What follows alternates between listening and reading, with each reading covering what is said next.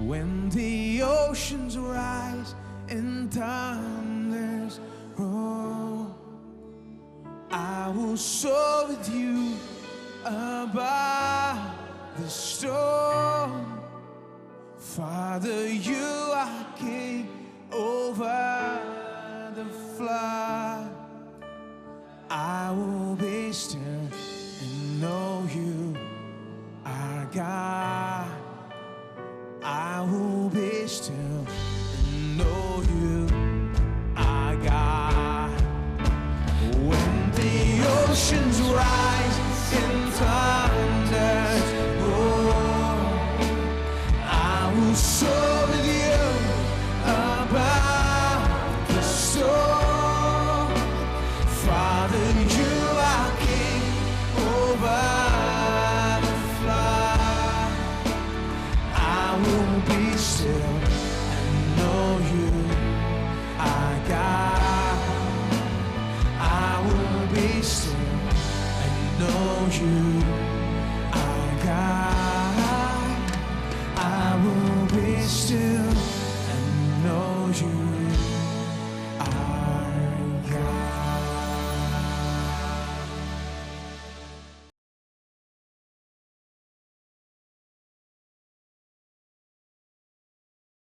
पढ़ रहा हूं प्रेरित अध्याय 13 से। प्रेरित अध्याय 13 वचन 32। प्रेरित अध्याय 13 वचन 32।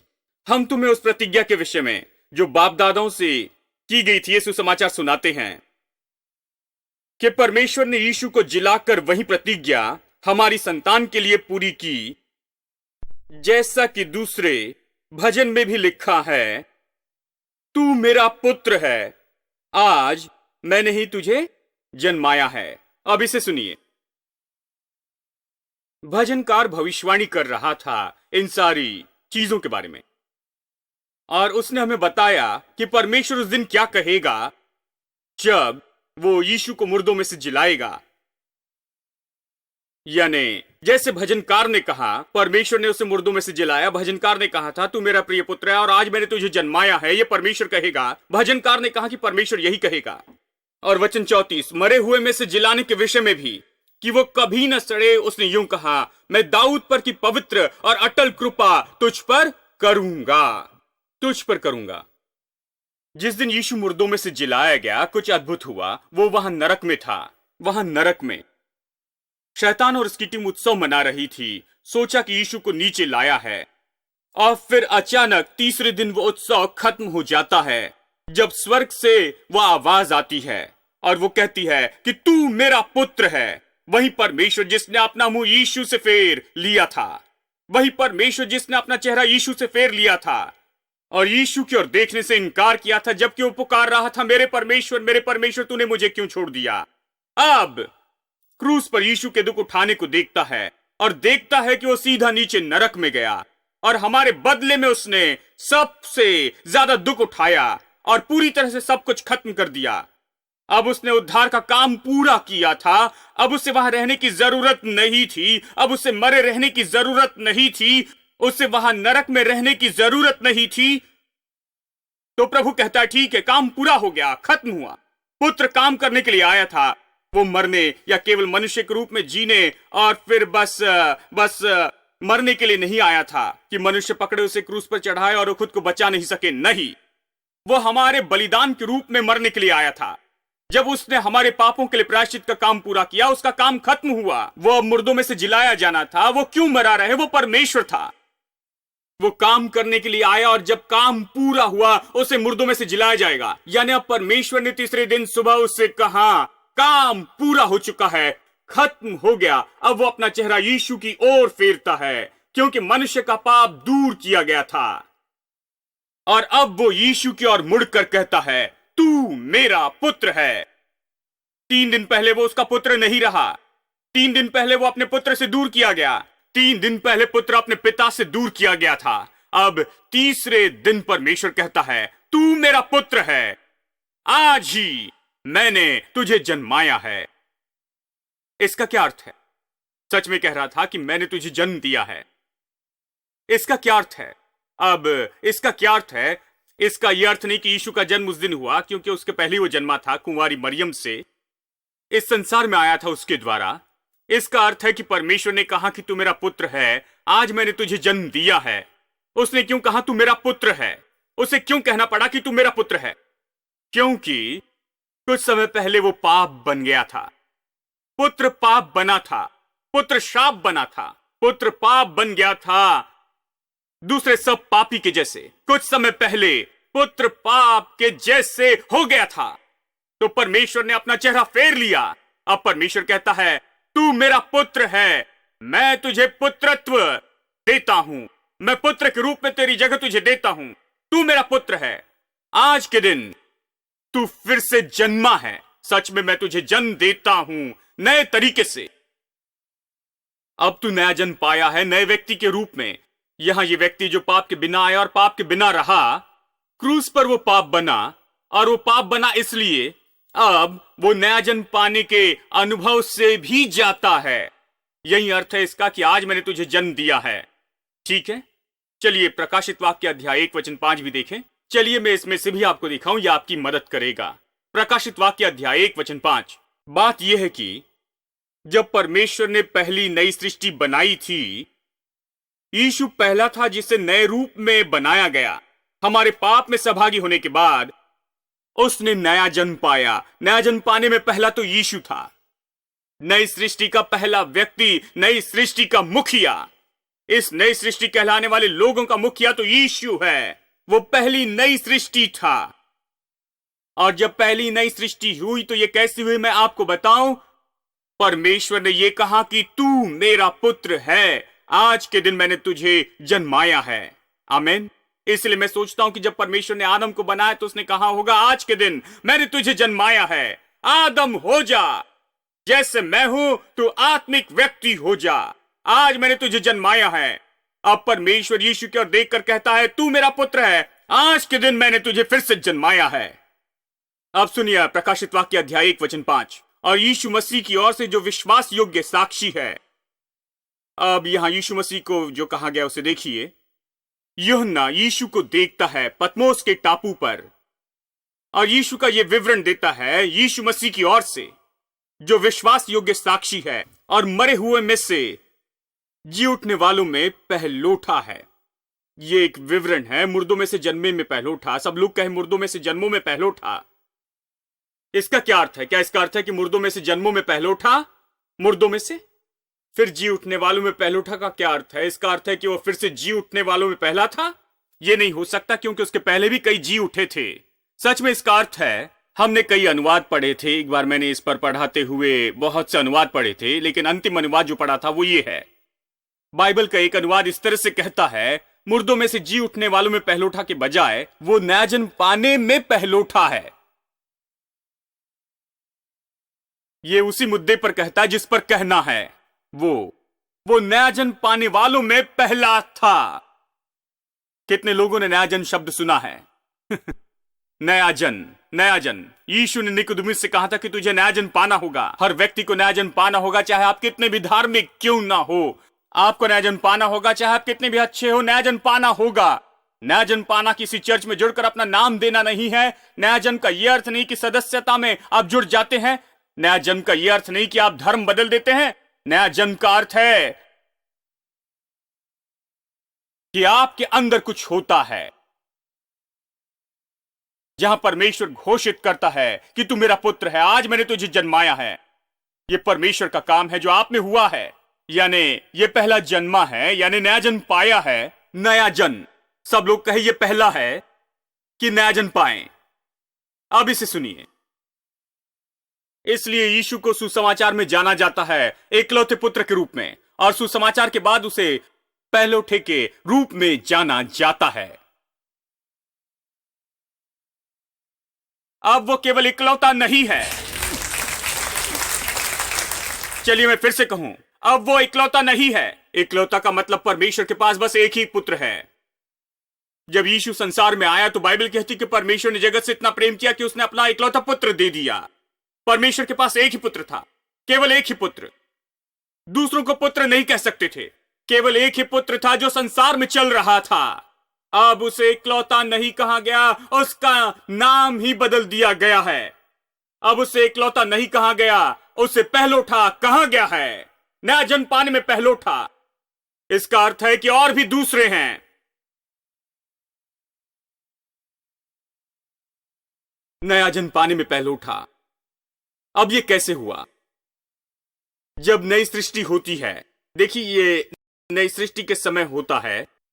यीशु हमारे पाप में सहभागी हुआ, हम जैसे पाप में थे वो हो गया, क्रूस पर हमारे पाप उठाकर मरा, पाप बन गया, और उस दशा में वो वहां मरा। और फिर जब परमेश्वर ने उसे मुर्दों में से जिलाया, उसने उसे जिलाया केवल जीवन में नहीं, केवल शारीरिक जीवन में नहीं, लेकिन आत्मिक जीवन में भी।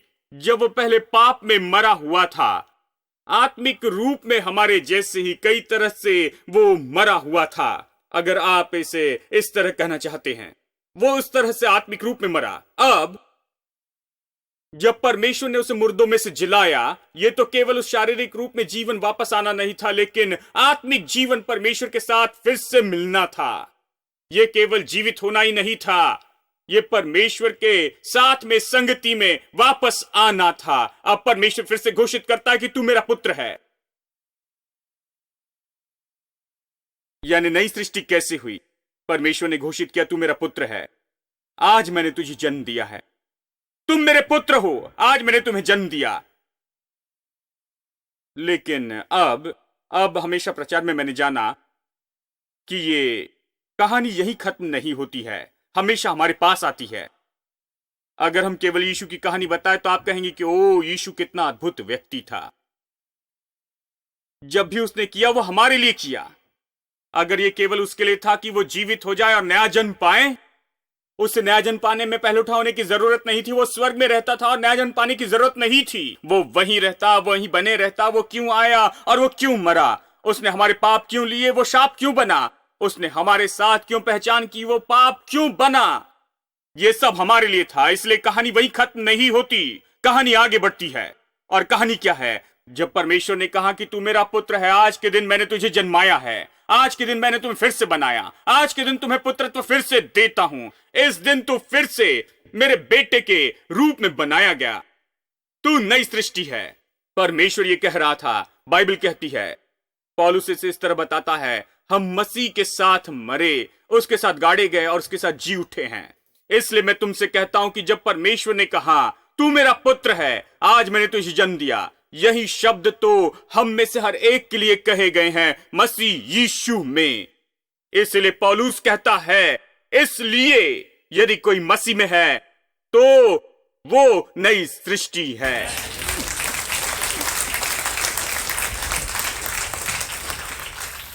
ओ, मेरे जीवन में सीखी हुई ये सबसे अद्भुत बात है, क्योंकि इस तरह से प्रकाशन मुझे रोमांचित करता है। और परमेश्वर ने मेरे लिए क्या किया उसकी सराहना करने में मेरी मदद करता है। परमेश्वर कहता है कि खुद को पहले जैसे नहीं देखना, खुद को माफ किए गए पापी और पुराने पापी के रूप में नहीं देखना, छुड़ाए गए पापी और नया जन्म पाए पापी जैसे। लोगों के पास इसके बारे में कहने के लिए बहुत कुछ है। ओ, मैं बस पुराना पापी हूं। भाई, आप मुझे साफ बता दीजिए कि सच में आप पापी हैं या नहीं हैं। दोनों मत कहिए। मुझे बताए छुड़ाए गए हैं या अभी भी पापी हैं। छुड़ाया गया पापी नाम की कोई बात नहीं। सच में ऐसी बात नहीं है। परमेश्वर कहता है कि खुद को शरीर के अनुसार न देखो, अपनी ओर देखकर मुझे शरीर के अनुसार विवरण नहीं देना। यह प्रकाशन समझ ले कि यीशु कौन है और वो क्या करने के लिए आया था, और जो कुछ नई सृष्टि के रूप में उसने किया है। जब वो मरा, जब वो नरक में गया, जब परमेश्वर ने स्वर्ग से कहा, जब उसने स्वर्ग से कहा तो सारा नरक हिलाया गया स्वर्ग की उस आवाज से। परमेश्वर जिसने कहा था कि ज्योति हो, अब वो नरक में था और उसने कहा तू मेरा पुत्र है, और नरक के द्वार खुल गए और जंजीरें गिर गई और सारी दुष्ट आत्माएं अपनी जान बचाकर भाग गई और यीशु विजयी बनकर जी उठा। और कुलुसियों अध्याय 2:15 कहता है, उसने प्रधानताएं और सामर्थ को नाश किया, उनका खुल्लम खुल्ला तमाशा बनाया। इसका क्या अर्थ है? जब ओलंपिक में दौड़ने वाला जीतता है रेस, वो पहले ही 1 मील या कई बार कई मील दौड़ चुका है, उसे गोल्ड मेडल मिला है, अब वो एक और दौड़ दौड़ता है। ये राउंड तो घोषित करने, बताने और उत्सव मनाने के लिए है, उसकी विजय की। ये विजय की लैप है और सब खड़े होकर ताली बजाते हैं। यीशु ने ये नरक में किया। इन सारी दुष्ट आत्माओं ने कहा वो हमने इसे पकड़ लिया। यीशु ने कहा नहीं, मुझे नहीं पकड़ा, मैं दौड़ रहा हूं। और सारा स्वर्ग ताली बजा रहा है। मैं विजय की दौड़ दौड़ रहा हूं, प्रधानता और अधिकारों पर विजय पा रहा हूं, उन पर विजय पा रहा हूं, क्रूस पर और कलवरी के क्रूस के द्वारा। यही तो गलातियों 2:15 कहता है। आमीन। यानी नई सृष्टि कैसे हुई? नई सृष्टि हुई जब परमेश्वर ने कहा। इसलिए मैं विश्वास करता हूं कि पुरानी सृष्टि में परमेश्वर ने कहा होगा, उसने केवल श्वास नहीं फूंकी। कुछ लोग सोचते हैं कि यीशु ने गुब्बारे के आकार का मनुष्य बनाया। कुछ कहते हैं इस आकार का भारतीय। जानते हैं, कुछ लोग सोचते हैं कि यीशु ने ऐसा शरीर बनाया और उस शरीर को लेकर उसमें फूंकता है और कहता है मेरे प्रभु, इस मनुष्य में जोर से फूंकना पड़ रहा है। नहीं नहीं नहीं, देखिए ऐसा नहीं हुआ। यीशु ने शरीर बनाया, उससे आकार दिया, उसमें फूंक कर उसने कहा आज के दिन मैंने तुझे जन्म दिया है, जीवित हो जा, परमेश्वर के स्वरूप और समानता में हो जा, आज मैंने तुझे बनाया है। मैं सोचता हूं उसने यही कहा होगा। और अब जब दूसरा आदम आया, उसने पाप नहीं किया लेकिन पाप बना हमारे लिए। अब परमेश्वर उससे फिर से बातें करता है, बिल्कुल वैसे जैसे पहले आदम से कहा था, आज के दिन मैंने तुझे जन्म दिया है, आज के दिन जीवित हो जा, मेरे साथ अपने संबंध में जीवित हो जा, मेरे साथ जुड़ जा, मेरा बेटा हो जा। उसने यही कहा। और जब उसने ये कहा, आप और मैं उसकी कोख में थे, मसीह यीशु के अंदर थे। इसलिए यदि कोई मसीह में है तो वो नई सृष्टि है। पुरानी बातें बीत गई, सब कुछ नया हो गया है। ठीक है, लेकिन कहानी यहां खत्म नहीं होती।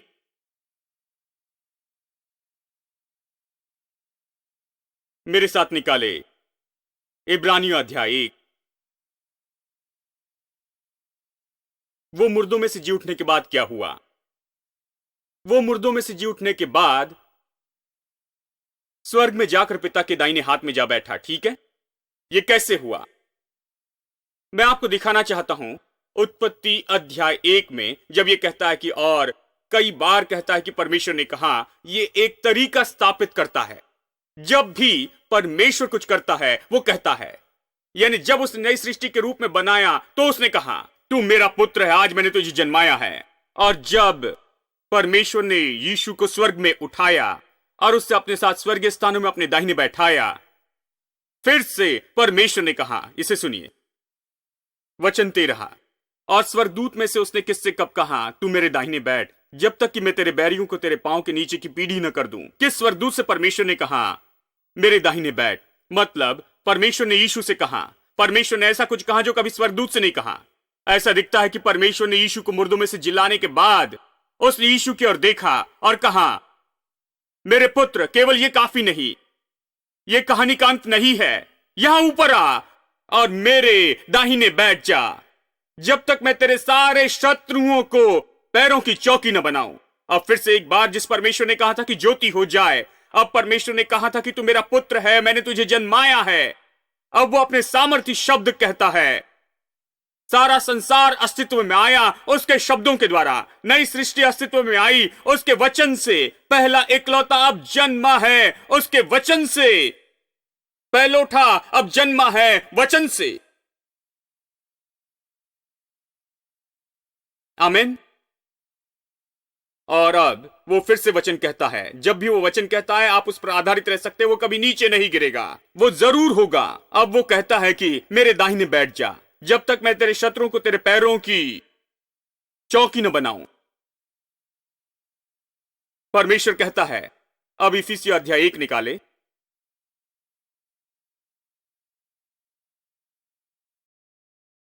इफिसियों अध्याय 1 वचन 16। खैर यहां अद्भुत प्रार्थना है। अगर आप खुद के लिए कभी प्रार्थना करना चाहते हैं तो खुद के बारे में प्रार्थना करने के लिए अद्भुत प्रार्थना है। पौलुस ने खुद के लिए प्रार्थना की, चर्च के लिए प्रार्थना की, प्रचारकों के लिए प्रार्थना की, और हमें भी ये खुद के और दूसरों के लिए प्रार्थना करनी चाहिए। इसे देखिए, ये पौलुस की महान प्रार्थना है। इस कारण मैं भी उस विश्वास का समाचार सुनकर जो तुम लोगों में प्रभु यीशु पर है, तुम्हारे लिए धन्यवाद करना नहीं छोड़ता और अपनी प्रार्थनाओं में स्मरण किया करता हूं कि हमारे प्रभु यीशु मसीह का परमेश्वर, जो महिमा का पिता है, तुम्हें अपनी पहचान में ज्ञान और प्रकाशन की आत्मा दे। देखिए, परमेश्वर की बातों को समझने के लिए हमारे पास प्रकाशन और समझ होनी चाहिए। प्रचार इससे कुछ कम नहीं है। मैं इसे बहुत सामान्य बात नहीं समझता, क्योंकि ये महिमा में बात है। सच में इसे बताना बहुत मुश्किल होता है। ये बहुत महिमा में है। ये सच में हमें चकित कर देता है। क्यों कोई आकर इसे सुनना चाहेगा? ये बताना तो बहुत ही मुश्किल है, इसे समझाना मुश्किल है। ये चकित करने वाला, रोमांचित करने वाला है। इसलिए आत्मा का प्रकाशन और आत्मा की समझ हमें दी गई है। ये समझ हमें दी गई है कि हम परमेश्वर की बातों को समझे। इसलिए पौलुस कहता है कि ये प्रार्थना करो। फिर वो कहता है, वचन 18, और तुम्हारे मन की आंखें ज्योतिर्मय हो कि तुम जान लो कि उसकी बुलाहट की आशा क्या है, और पवित्र लोगों में उसके मिरास की महिमा का धन कैसा है, और उसकी सामर्थ हम में जो विश्वास करते हैं कितनी महान है। उसकी शक्ति के प्रभाव के उस कार्य के अनुसार जो उसने मसीह यीशु में किया, कि उसे मरे हुए में से जिलाकर स्वर्गीय स्थानों में अपनी दाहिनी ओर बैठाया। वो क्या कहता है? प्रभु मैं प्रार्थना करता हूं कि तू इनकी आंखों को ज्योतिर्मय कर, इनकी आंखें खोल, इन्हें प्रकाशन दे और समझ की आत्मा दे, ताकि वो इसे समझ ले, जान ले और समझ ले क्या हुआ जब यीशु को क्रूस पर चढ़ाया गया। उस समय वहां पर क्या हुआ, और फिर जब उसे मुर्दों में से जिलाया गया, और फिर जब उसे स्वर्गीय स्थानों में एक साथ बैठाया गया तेरी दाहिनी ओर। लोग इसे समझ ले। हेलो, यह सामर्थी प्रकाशन होगा। शैतान इससे नफरत करेगा। यह पौलुस का प्रकाशन है। शैतान इससे नफरत करता था, इसलिए शरीर का कांटा पौलुस को परेशान करने दिया गया, क्योंकि शैतान इससे नफरत करता था। इस प्रकाशन के प्रचार से इससे कलीसिया आजाद हो गई। पौलुस कहता है, प्रभु इनकी आंखें खोल दे ताकि प्रकाशन और ज्योति पाए, जान ले कि क्रूस पर क्या हुआ। केवल क्रूस पर क्या हुआ और क्रूस के द्वारा क्या हुआ वही न जाने, लेकिन यह भी जाने कि मुर्दों में से जिलाया गया और उसे परमेश्वर के साथ स्वर्गीय स्थानों में बैठाया गया। लोग इसे समझे और उनकी आंखें ज्योतिर्मय हो, यह जान ले। वो कहता है, इसे सुनिए, जो उसने मसीह में किया कि उसे मरे हुए में से जिलाकर स्वर्गीय स्थानों में अपनी दाहिनी ओर बैठाया। स्वर्गीय स्थानों में अपनी दाहिनी ओर बैठाया। कहां? दाहिनी ओर बैठाया। इसका मतलब सब प्रकार की प्रधानताएं, अधिकार और सामर्थ्य और प्रभुता के ऊपर और हर एक नाम के ऊपर, जो न केवल इस लोक में पर आने वाले लोक में भी लिया जाएगा। यीशु कहां बैठा है? वो बहुत ऊपर बैठा है। सारी प्रधानताएं, सामर्थ, अधिकार और शक्ति और इन सारी चीजों के बहुत ऊपर है। हर नाम पर जो अब लिया जाता है और जो आगे लिया जाएगा, वो सबके ऊपर है। सब लोग कहे, यीशु का नाम सबके ऊपर है। आमीन। वो सबके ऊपर बैठा है और उसने सब कुछ उसके पैरों के नीचे रख दिया। क्या सब उसने रख दिया? देखिए, ये परमेश्वर की योजना है। उसने कहा कि तू यहां पर बैठ, मैं तेरे सारे शत्रुओं को तेरे पैरों के नीचे रख दूंगा। और कहता है, सब तेरे पैरों के नीचे होगा। उसे सब वस्तुओं पर शिरोमणि ठहराकर कलीसिया को दे दिया, जो उसकी देह है, उसकी परिपूर्णता है, सब में सब है। अब ये यीशु के बारे में कहता है। अगर हम यहीं पर रुक जाए तो यह भयानक बात होगी, क्योंकि यह केवल यीशु के साथ ही नहीं हुआ, वो पहले से वहां था। वो क्यों मनुष्य रूप में यहां नीचे आए और मरे और फिर नरक में जाए और फिर उठाया जाए? वो वहां बना रहता, वो ठीक होता, सब कुछ उसके पैरों के नीचे ही होता। ये क्यों हुआ? देखिए, सब हमारे लिए ही हुआ। पौलुस पत्र लिखता है, यानी जब अध्याय खत्म होता है तो ये न कहे कि अध्याय खत्म हुआ, मैं इसे बंद कर देता हूं, विषय खत्म हुआ। क्योंकि जब आप पत्र लिखते हैं तो नहीं कहते चलो अध्याय 2 देखें। अब अध्याय और वचन के विभाजन हमारी मदद के लिए हैं कि हम इसे आसानी से देख सके, बस यही। इसलिए अध्याय के बारे में भूल जाए, सब खत्म नहीं हुआ। चलिए आगे देखें। यह पत्र पौलुस लिख रहा है और वो कहता है सब कुछ उसके पांव तले कर दिया और उसे सब वस्तुओं पर शिरोमणि ठहराकर कलीसिया को दे दिया। ये उसकी देह, उसकी परिपूर्णता है। और तुम्हें, अब वो मुद्दे पर आता है। बार बार बाइबल इस तरह से कहती है, वे मसीह के साथ इस तरह हुआ। तो अब मुद्दे पर आते हैं। और तुम, सब लोग कहे और तुम, अपने बगल वाले से कहें आप और आप आज मैं आपको यही बताना चाहता हूं, और तुम्हें उसने जीवित किया। यहां केवल यीशु जीवित नहीं किया गया, यह कहानी नहीं कि उसे कैसे जीवित किया गया। उसने तुम्हें जीवित किया, जो अपने अपराधों और पापों के कारण मरे हुए थे, जिसमें तुम पहले इस संसार की रीति पर और आकाश के अंधकार के हाकिम अर्थात उन आत्माओं के अनुसार चलते थे, जो अब भी आज्ञा न मानने वालों में कार्य करता है। यह बताता है कि हम कैसे पापी थे। इसमें हम भी सब के सब पहले अपने शरीर की लालसाओं में दिन बिताते थे और शरीर और मन की इच्छाएं पूरी करते थे, और अन्य लोगों के समान स्वभाव ही से क्रोध की संतान थे। हम पहले ऐसे थे। परंतु परमेश्वर ने, जो दया का धनी है, अपने बड़े प्रेम के कारण, जिससे उसने हमसे प्रेम किया है, जब हम अपराधों के कारण मरे हुए थे, तो हमें मसीह के साथ जिलाया। अनुग्रह से ही तुम्हारा उद्धार हुआ। आप समझ रहे हैं? पूरी बात यह नहीं कि वो जीवित किया गया, लेकिन हम भी जीवित किए गए हैं। वचन 6, और हमें उसके साथ उठाया। हमने सोचा कि उसे ही उठाया था। आपने सोचा कि उसे पिता परमेश्वर के दाहिने हाथ में बैठाया है। आपने सोचा सब उसके पैरों के नीचे रखा गया। अब ये बात आती है, वो कहता है उसने हमें उसके साथ उठाया। सब लोग कहे हमें उसके साथ उठाया। इसका मतलब है कि मैं वहां ऊपर हूं, आप वहां ऊपर हैं, हम सब ऊपर हैं। साथ उठाया, उसने हमें उसके साथ उठाया। उसने हमें कब उठाया? उस घोषणा के द्वारा जो उसने की थी, जब उसने कहा आकर मेरे दाहिने बैठ जा। आप और मैं जो मसीह यीशु में हैं, जिन्हें नई सृष्टि बनाया गया, हमें अलौकिक बुलाहट और मंजिल दी गई है कि हम परमेश्वर के दाहिने हाथ में जा बैठे। परमेश्वर के दाहिने हाथ में बैठे, स्वर्गीय स्थानों में परमेश्वर के दाहिने जा बैठे। परमेश्वर ने घोषित किया, उसने कहा कि यह जगह तुम्हारी है, यहीं पर बैठ जाओ। कहता है हमें उसके साथ उठाया और मसीह यीशु में उसके साथ बैठाया है, ताकि आने वाले युगों में वो उसकी महान महिमा दिखा सके। वो अपनी कृपा से जो मसीह यीशु में हम पर है, क्योंकि विश्वास के द्वारा अनुग्रह ही से तुम्हारा उद्धार हुआ है, और ये तुम्हारी ओर से नहीं लेकिन परमेश्वर का वरदान है, और नए कामों के कारण ऐसा ना हो कि कोई घमंड करे। सुनिए, ये फिर से नई सृष्टि के बारे में कहता है, हम उसके बनाए हुए हैं। सब लोग कहे हस्तकला है। इसका अर्थ है हाथों से बनाया। वो अद्भुत कलाकार है, वो सब कुछ सिद्ध बनाता है। जब परमेश्वर ने सब कुछ बनाया तो सब अच्छा था। परमेश्वर ने कहा ऐसा हो, और देखा कि वो बहुत अच्छा है। आप उत्पत्ति 1 में यही तो पाते हैं, कुछ बुरा नहीं, उसने कभी बुरा नहीं बनाया। यानी जब बाइबल कहती है कि आप उसकी हस्तकला हैं और आप विश्वास करते हैं नई सृष्टि में उसने आपको बनाया। Love is surprising, I can feel it rising. Oh, the joy that's growing deep inside of me. Every time I see you, well, your goodness shines through. I can feel this God song rising up in me. Hallelujah, hallelujah, hallelujah. Your love makes me sing. Hallelujah, hallelujah, hallelujah. Sing it again. Hallelujah, hallelujah, hallelujah, hallelujah. Your love makes me sing. Hallelujah, hallelujah, hallelujah. Your love makes me sing.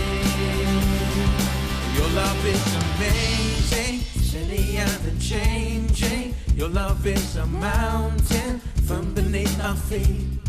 Your love is a mystery.